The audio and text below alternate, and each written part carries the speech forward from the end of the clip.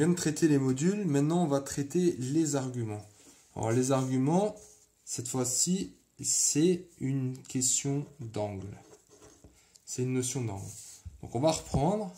Si j'ai tout simplement un plan complexe avec U, V et 0, j'ai un point AB qui a pour affixe A plus IB. Donc on a vu que cette distance c'est le module. Et maintenant, ce qui m'intéresse, ça va être en fait cet angle-là. Et ça, cet angle θ, ça sera justement l'argument de ZA. On est bon? Voilà, ça c'est ce que tu dois comprendre. Si tu as compris ça, tu as compris l'essentiel. Alors comment calculer cet argument? Ben, encore une fois, donc cette fois-ci, ça sera pas Pythagore, mais ça sera de la trigo. Alors cette distance ici, on a vu que c'est justement le module de Z. Cette distance ici, c'est la distance A, et celle-là, là, c'est la distance B. Alors qu'est-ce qu'on se retrouve? On se retrouve avec un triangle rectangle AB module de Z.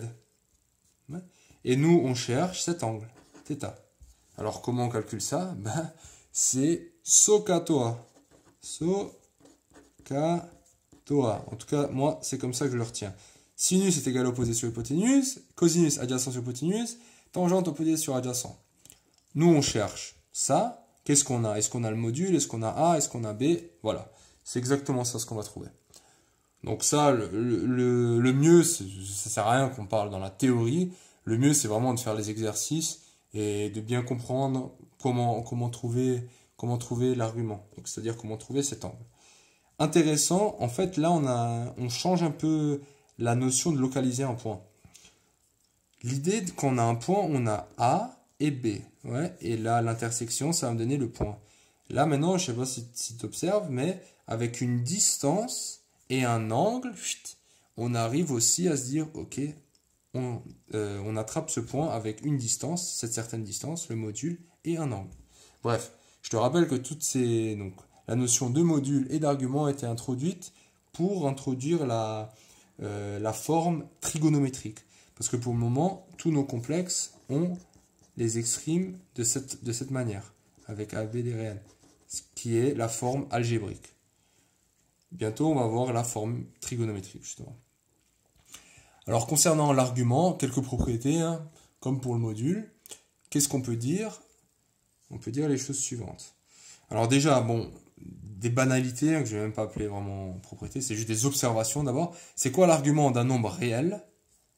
Donc, si j'ai A, un nombre réel, donc argument, on va dire de A, c'est quoi?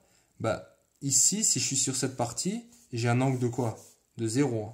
Donc, c'est 0, et n'oublie pas, modulo 2π. Mais je peux aussi être dans cette partie. Ouais. Donc, dans cette partie, je me retrouve avec un angle. Je pars d'ici, et je vais jusqu'à là. Donc, j'ai un angle π. Ou π. Encore une fois, modulo 2π. On met plutôt des crochets. Ouais.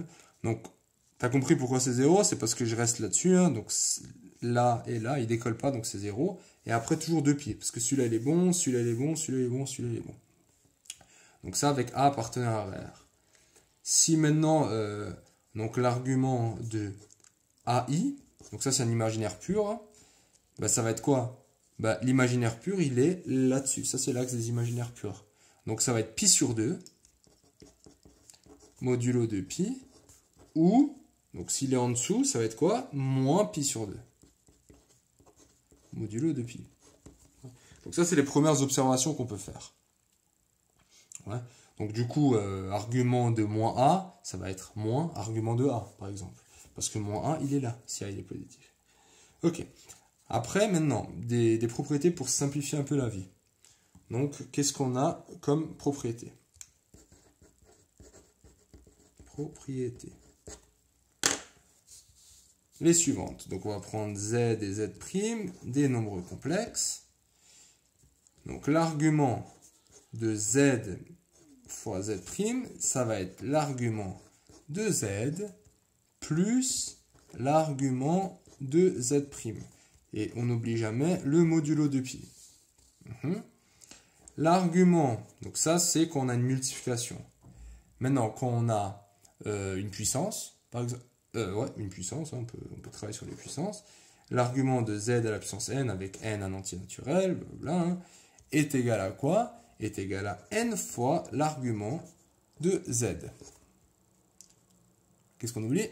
On n'oublie pas modulo de pi. Avec n appartenant au naturel non nul. L'inverse, ou le quotient inverse. Donc l'argument de 1 sur z est égal à quoi? Ça va être égal à moins argument de z. Et on n'oublie pas quoi? Modulo de pi. Et finalement, le quotient, c'est une conséquence. Hein. C'est l'argument de z sur z' est égal à quoi? Argument de z moins argument de z' modulo de pi. Alors, est-ce que ça te fait penser à quelque chose, ça? Donc, vois ça comme ça. Ces propriétés doivent te faire penser aux propriétés du Ln. Tandis que les propriétés du module, hein, donc là, vite faire, les propriétés du module, c'est plutôt de l'exponentielle. Juste au cas où, hein, histoire que tu t'en sortes et que tu n'aies pas besoin d'apprendre des choses par cœur. Encore une fois, donc ça paraît un peu théorique. À quoi ça sert? À quoi ça sert? Bah, l'idée, c'est que ça va te simplifier énormément la vie. Donc on va reprendre ça dans les exercices où tu vas vraiment comprendre et valoriser ces formules. Hein. Et après, on va t'introduire justement la formule trigonométrique.